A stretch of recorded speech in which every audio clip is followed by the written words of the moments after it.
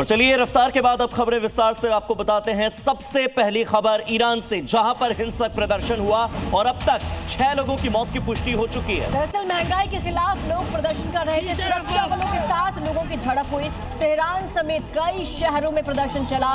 Tehran में तानाशाह मुर्दाबाद के नारे भी लगाए गए। तस्वीरें आप देखिए, ये झड़प की तस्वीरें सामने आई हैं। क्या ईरान में अब तक सब पलट का काउंटडाउन शुरू हो चुका है? ये सवाल पूरी दुनिया पूछ रही है। लेकिन तस्वीरें आप देखिए किस कदर सुरक्षा बलों के साथ प्रदर्शनकारियों की ये भिड़ंत थी।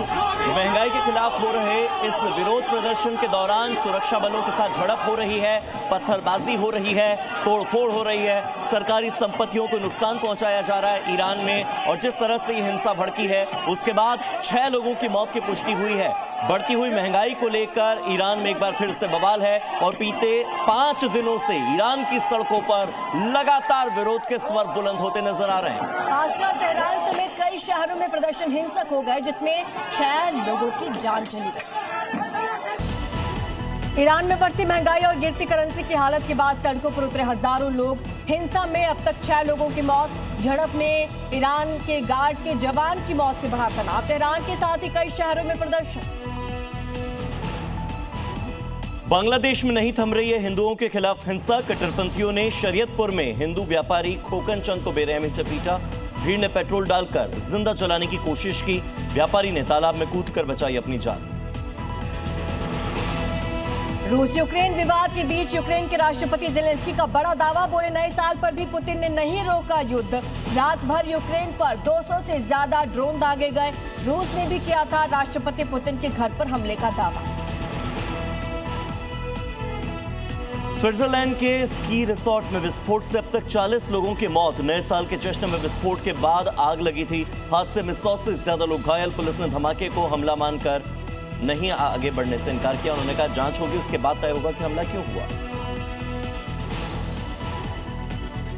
इंदौर में जहरीला पानी पीने से 10 लोगों की जान गई। 200 से ज्यादा लोग बीमार। मुख्यमंत्री की बैठक के बाद नींद से जागा प्रशासन। घर घर जाकर हो रही है पानी की जांच। इंडियन नेशनल लोकदल के नेता अभय चौटाला का विवादित बयान। युवाओं से बोले शासकों को गद्दी से खींचकर पीटने का वक्त। बोले बांग्लादेश, नेपाल, श्रीलंका में युवाओं ने हिला दी सत्ता की नींव। देश में दिखने लगी है बदलाव की सूरत। राजस्थान के चौमू में पत्थरबाजों के घरों पर चलेगा बुलडोजर। प्रशासन ने आरोपियों को नोटिस भेजकर 31 दिसंबर तक का दिया था वक्त। अब 19 आरोपी गिरफ्तार। मस्जिद के पास अतिक्रमण को लेकर हुआ था बवाल। पुंछ में भारी बर्फबारी के बीच सेना ने नाकाम की बड़ी आतंकी साजिश। बीएसएफ की रोमियो यूनिट ने लोरान के गरंग जंगल में आतंकी ठिकाने को ध्वस्त किया। भारी मात्रा में मिले हथियार और गोला बारूद। एएमयू के टीचर दानिश राव हत्याकांड में बड़ा खुलासा। पुलिस ने दावा किया आरोपियों ने मुखबिरी के शक में की थी हत्या। सलमान नाम का एक आरोपी गिरफ्तार। हत्या में इस्तेमाल हुई कार भी बरामद। फरार शूटर्स की तलाश में जुटी पुलिस।